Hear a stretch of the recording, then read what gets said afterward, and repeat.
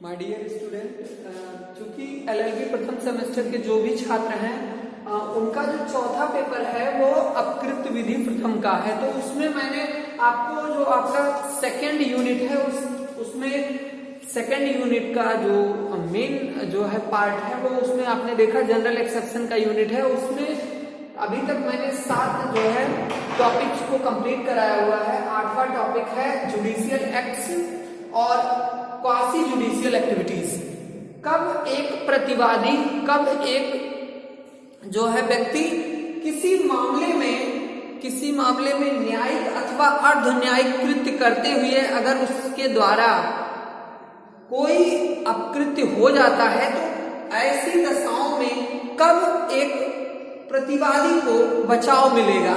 यानी कि अगर कोई व्यक्ति ऐसा है जो कि न्यायिक कार्य कर रहा है या कोई अर्ध न्यायिक कार्य कर रहा है, तो ऐसी दशाओं में कब उस व्यक्ति को उस अपकृत्य के जो कार्य के दौरान उससे अपकृत्य हुआ है उससे मुक्ति मिलेगी, या कहा जा सकता है कि क्षतिपूर्ति से उसे मुक्ति प्राप्त होगी। तो ऐसी दशाओं में कब वह क्षतिपूर्ति के लिए जिम्मेदार नहीं ठहराया जा सकता। कब नहीं ठहराया जा सकता?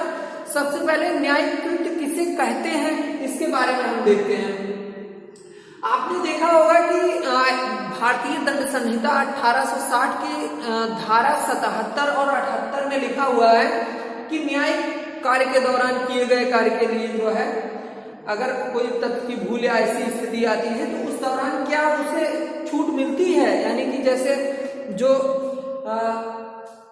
दोनों 77 और 78 जल्लाद का कार्य वगैरह है उसमें दिया हुआ है, तो मैंने आपको बताया कि उस दौरान क्या ऐसी दशाएं होती हैं कि न्यायिक कृत्य करते हुए जो कार्य के दौरान अगर मान लीजिए कोई अपकृत्य घट गया, हो गई घटना, ऐसी अपकृत्य कार्य हो गए, तो क्या उस कार्य के लिए वह व्यक्ति जो न्यायिक कृत्य कर रहा है वह जिम्मेदार ठहराया जाएगा या नहीं ठहराया जाएगा, इसके बारे में हम देखेंगे।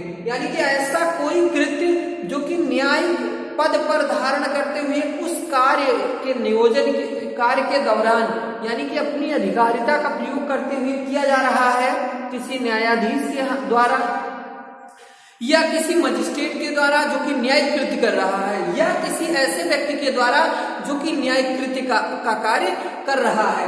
तो ऐसी दशाओं में यदि उसके द्वारा उस कार्य के दौरान उस अधिकारिता के दौरान अगर कोई ऐसा कार्य किया जाता है जिसके द्वारा कोई अपकृत्य हो जाती है, तो इस दशाओं में उसके ऊपर ना तो कोई वाद लाया जा सकता है और ना ही उसे किसी क्षतिपूर्ति के लिए दायी ठहराया जा सकता है। तो ये दशाएं क्यों इतनी छूट दी गई है? क्यों छूट दी गई है?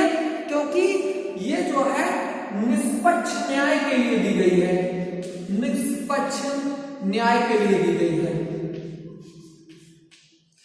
निष्पक्ष न्याय की अवधारणा एक जुडिशरी की मेन जो न्यायपालिका की अवधारणा है वो क्या है? एक निष्पक्ष न्याय की बात करता है कि अगर फेयर ट्रायल नहीं होगा, फेयर जस्टिस नहीं होगा तो क्या होगा? बहुत दिक्कत होगी। और मतलब अगर ऐसे कृत्यों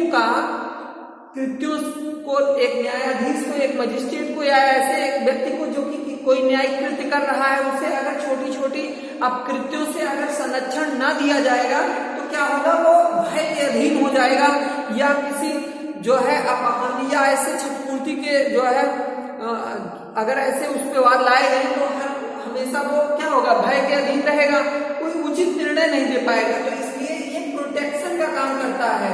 यानी कि जो ये अपवाद है ये स्पेशली न्यायिक अधिकारियों या फिर अर्ध न्यायिक अधिकारियों को संरक्षण प्रदान करने का कार्य करता है। तो ऐसी दशाओं में चूंकि निष्पक्ष न्यायालय की आधारशिला है, यही क्या है? बेसिक उसका क्या है? आधारशिला है। आधारशिला है किसकी? न्यायालय की। आधारशिला है न्यायालय की। तो अगर जो है अगर ये निष्पक्ष न्याय नहीं होगा तो क्या होगा? फिर न्याय का कोई मतलब नहीं रह जाएगा। तो ऐसी दशाओं में ये जो न्यायाधीशों को मुक्ति क्यों दी जाती है? निष्पक्ष न्याय के अलावा एक और फैक्टर है जो कि वेलफेयर के लिए दिया जाता है। कौन सा वेलफेयर? ये पब्लिक वेलफेयर होगा, यानी कि लोक कल्याण की भावना के कारण, लोक हित के लिए जो है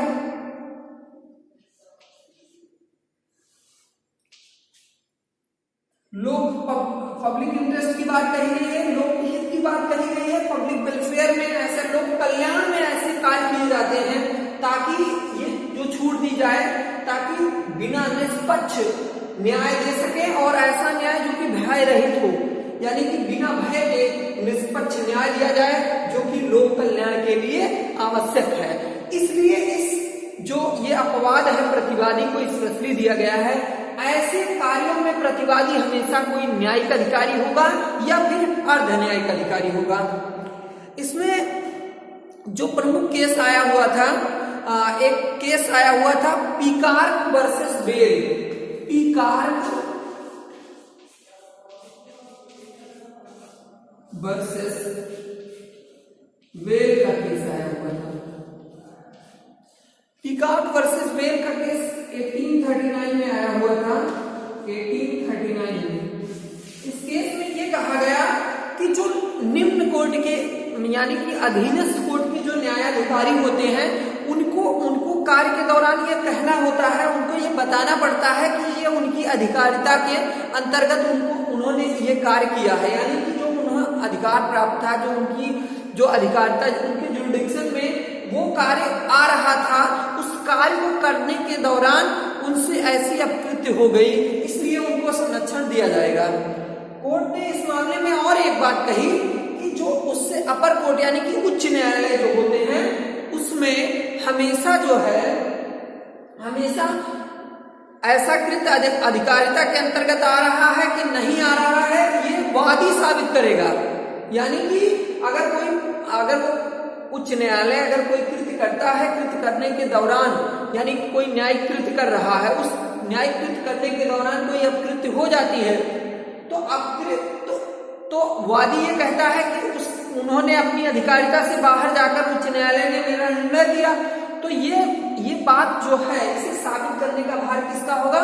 हमेशा वादी को यह साबित करना पड़ेगा कि ये जो कार्य उच्च न्यायालय के द्वारा किया गया है या उच्चतम न्यायालय के द्वारा जो भी किया गया है, वो उसकी अधिकारिता से बाहर रहते हुए किया गया है। यह बात साबित करेगा कौन?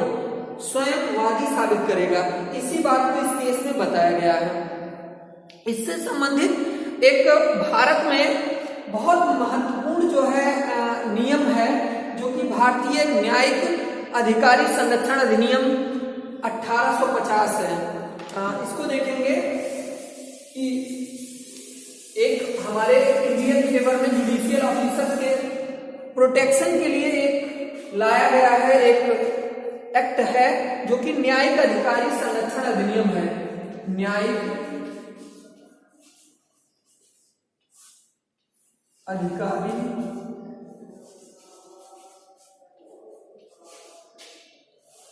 संरक्षण अधिनियम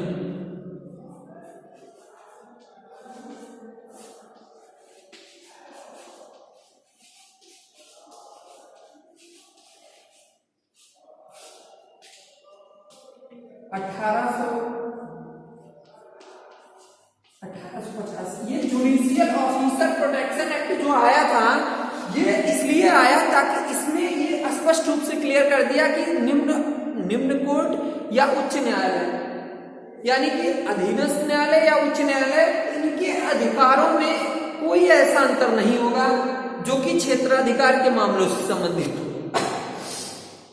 कहने का मतलब ये है कि इसमें ये कहा गया कि जो इनके बीच जो अंतर बताया जाता है, ऐसा कोई अंतर नहीं है, यानी कि दोनों को समान प्रोटेक्शन दिया गया है। दोनों न्यायालयों के अधिकारियों को समान रूप से प्रोटेक्शन दिया गया है, और ऐसी दशा में यदि उनके द्वारा कोई कृत्य किया जाता है तो वह सभी जो है इस अधिनियम के अंतर्गत उनको क्या मिलेगी? बचाव प्राप्त होगा। वो कौन से अधिकारी होंगे? जुडिशियल ऑफिसर तो होंगे ही, यानी कि न्यायिक अधिकारी तो होंगे ही, उसके अलावा कलेक्टर होगा। कलेक्टर जब वह न्यायिक कृत्य कर रहा है तो वो एक न्यायाधीश ही माना जाएगा। ये आप कहाँ पढ़ेंगे?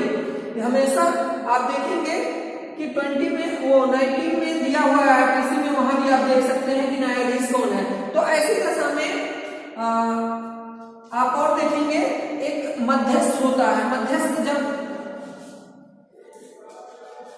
अगर वो न्याय कर रहा है तो मध्यस्थ भी क्या है? एक न्यायाधीश है, और ऐसे न्यायाधीश को भी प्रोटेक्शन दिया जाएगा। ये चीजें इसमें बताई गई है कि न्यायिक करने के दौरान कोई जुडिशियल ऑफिसर है या कोई कलेक्टर है या कोई मध्यस्थ है, अगर उसको कार्य के दौरान उस अपने अधिकारिता के कार्य के दौरान यदि कोई अपकृत्य कृत्य कर दिया जाता है, अपकृत्य कार्य हो जाता है या अपकृत्य हो जाता है, तो ऐसी दशा में उसे फुली प्रोटेक्ट किया गया है। अब इसमें एक चीज और जानने की है, इसके दो और प्रमुख मामले आए थे, इसको हम बताना चाहेंगे। एक पहला मामला आया था शैलजानंद पांडे बनाम सुरेश चंद्र गुप्ता। शैलजानंद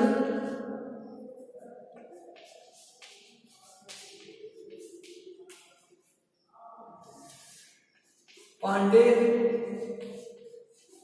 वर्सेस सुरेश चंद्र गुप्ता।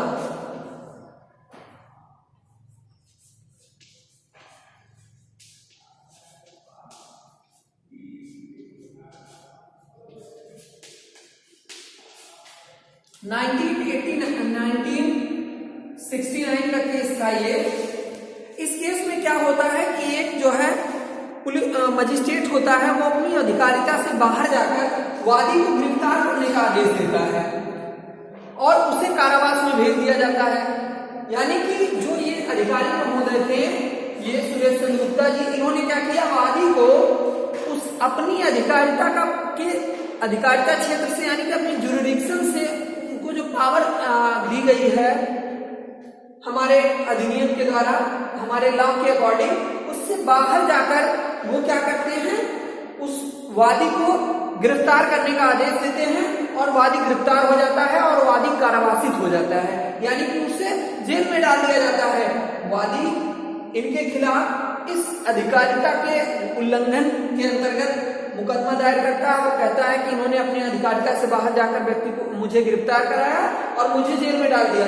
कोर्ट ने कहा हाँ ये सत्य है कि ऐसी दशा में जबकि उसे जुडिक्शन प्राप्त नहीं था अधिकारी को और अपनी अधिकारिता क्षेत्र से बाहर जाकर किसी व्यक्ति को कारावासित कर देती है और वो जबकि वह निर्दोष है, ऐसे मामले में वो क्या होगा? प्रतिवादी पूर्ण रूप से क्षतिपूर्ति के लिए दायी होगा, यानी कि वहां पर उन्होंने प्रतिवादी को क्षतिपूर्ति के लिए दायी ठहराया। एक और है केस, उसके बारे में हम देखेंगे।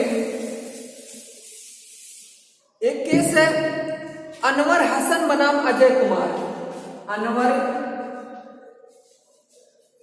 हसन बनाम अजय कुमार।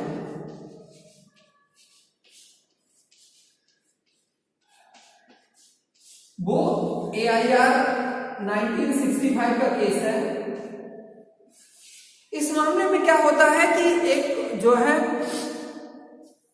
अगर कोई प्रशासनिक अधिकारी जो है, मजिस्ट्रेट अपने प्रशासनिक कार्य के दौरान जो है कोई अवैध कार्य करता है, उसमें एक बात इसमें कही गई कि अगर मान लीजिए कोई मजिस्ट्रेट है या कोई जुडिशियल ऑफिसर है या कोई ऐसा प्रशासनिक अधिकारी है जो कि अपने प्रशासनिक कार्यों के दौरान क्या करता है? कोई अवैध कृत्य करता है।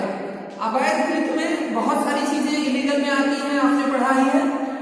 तो अवैध कृत्य अगर करता है तो ऐसे कृत्य के दौरान, कृत्य करते हुए अगर कोई अपकृत्य कारित होता है तो वो क्या होगा? वो प्रोटेक्टेड नहीं किया जाएगा और उसे क्या होगा?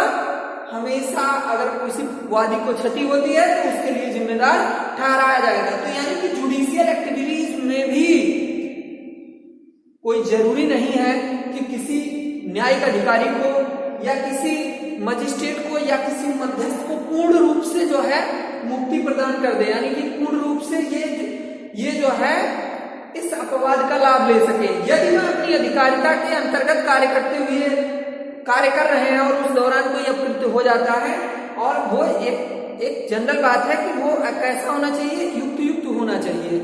और वहां पर ऐसी दशाएं हों कि वो साबित करती हूँ, वो दिखती हूँ, यानी कि वो दिखाई देती हूँ कि उसने उचित कार्य करते हुए अपने क्षेत्र अपनी अधिकारिता के अंतर्गत कार्य करते हुए ऐसी गलती हुई है उससे, तो उस कार्य के लिए तो निश्चित रूप से वो जो है बचाव हो पाएगा और क्षतिपूर्ति के लिए जिम्मेदार नहीं ठहराया जाएगा। लेकिन अगर उसने कोई और अतिरिक्त कृत्य किया है या कोई अवैध कार्य किया है तो ऐसे मामलों में प्रतिवादी को निश्चित तौर पे या ऐसे जुडिशियल ऑफिसर या क्वासी जुडिशियल ऑफिसर को ऐसे मामलों में क्षतिपूर्ति के लिए दायी ठहराया जाएगा। अब इसमें देख लेते हैं अर्धन्यायिक कृत्य क्या होते हैं। अर्धन्यायिक कृत्य क्या होता है? तो अर्धन्यायिक कृत्य क्या है? जैसे लिखा है क्वासी जुडिशियल एक्टिविटीज। क्वासी जैसे आप समझते हैं, क्वासी जुडिशियल एक्ट्स का मतलब है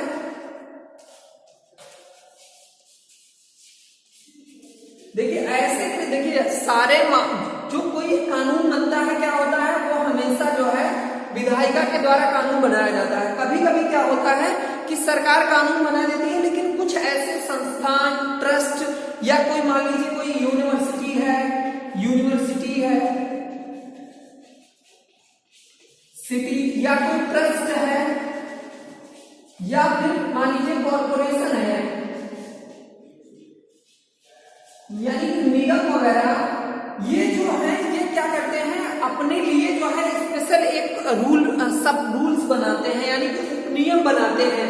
वो नियम क्या होते हैं जो हमें विधायिका द्वारा कानून मिला बना हुआ है, उसी के जो है उन्हें कुछ छूट दी गई है कि आप ये कुछ अपने स्वयं के जो है प्रशासन के लिए, अपने यूनिवर्सिटी, अपने स्वयं के कृत्यों के प्रशासन के लिए कोई कानून बना लेती है। छोटा मतलब जैसे सब नियम बनाते हैं, उपनियम बनाते हैं, सब रूल होता है, नियम उपनियम बना लेते हैं। तो मूल नियम तो विधायिका द्वारा पारित किया जाएगा और उन्हें ऐसा अधिकार दे दिया गया है जो कि ये अर्धन्यायिक क्षेत्रों में लागू होता है। ऐसे नियम किस रूल पर फॉलो होंगे? नेचुरल जस्टिस रूल पर फॉलो होंगे, यानी कि नेचुरल जस्टिस के रूल पर आधारित होंगे। यानी कि यहाँ प्राकृतिक न्याय उसमें होना चाहिए, यानी कि अगर कोई कानून बना दिया गया है तो ऐसे इन लोगों के द्वारा, यानी कि यूनिवर्सिटी, ट्रस्ट या कॉर्पोरेशन के द्वारा अगर कोई कानून बना दिया गया है तो वह प्राकृतिक नियमों के अंतर्गत ही होना चाहिए। यदि अगर वो प्राकृतिक नियमों के उल्लंघन के स्वरूप होंगे या उनसे कंट्राडिक्ट करते होंगे तो ऐसे नियम या कानून शून्य हो जाएंगे। ऐसे मामलों में हम देखते हैं कि मतलब इसमें नैसर्गिक नियम का पालन किया जाता है। अर्धन्यायिक कृत्य यानी कि अगर कोई ऐसा, मैंने 3 लोग बताया जनरली, जो विश्वविद्यालय है या जो है ट्रस्ट है या जो है कॉर्पोरेशन है, वो अपने लिए जो अपने उस ट्रस्ट या कॉर्पोरेशन में रहने वाले लोगों या अपने स्वयं के लिए प्रशासनिक कोई अगर उपनियम बनाते हैं तो वह नियम हमेशा प्राकृतिक नियमों का पालन करते हुए होंगे, यानी कि कभी भी वह प्राकृतिक नियम के विरुद्ध नहीं होंगे। यदि वह प्राकृतिक नियमों के विरुद्ध हैं तो वह स्वतः शून्य होंगे, यानी कि रेशियो होंगे। तो ऐसे मामले में एक केस आया था एंड्रू वर्सेस मार्डचेल। एंड्रू वर्सेस मार्डचेल, ये मामला आया था 1905 का था। इस केस में कहा गया कि कभी भी कोई भी कृत्य अगर भले ही कार्य के दौरान हो, लेकिन अगर उसने नेचुरलिटी का पालन नहीं किया है, यानी कि वो नैसर्गिक नियमों के रूल, देखिए जो आपका नेचुरल रूल है उसके अगर अगेंस्ट होता है तो वो अपकृत्य हमेशा जो है उसमें उस ऐसे मामले में हमेशा प्रतिवादी दायी होगा। तो इसके लिए लेकिन इतना दिया गया है कि उसमें थोड़ा सा प्रतिवादी को छूट दिया गया है, 3 छूट दिए गए हैं। इसी केस में दिया गया कि वो जो है कार्रवाई सद्भावना पूर्वक अगर वो कर रहा है तो उसे छूट मिल जाएगी। अगर वो उसने पर्याप्त सूचना वादी को दे दी थी फिर भी वादी ध्यान नहीं देता है तो भी उसे छूट दे दी जाएगी। और तीसरा कि बचाव का उसे उचित अवसर दिया जाएगा, यानी कि प्रतिवादी को बचाव का उचित अवसर दिया जाएगा। इस तरह से हमने देखा कि आज जो है सामान्य अपवाद के अंतर्गत हम ये सेकंड यूनिट कंप्लीट करते हैं और देखते हैं कि जो भी अपवाद दिए गए हैं वो हमेशा प्रतिवादी को बचाव ही प्रदान करते हैं। तो इस तरह से जो आज का टॉपिक है judicial activities and quasi judicial activities के द्वारा जो जनरल एक्सेप्शन का पार्ट था वो कंप्लीट हुआ। आज के लिए बस इतना ही। नेक्स्ट डे पे नई यूनिट के साथ हम मिलेंगे। आज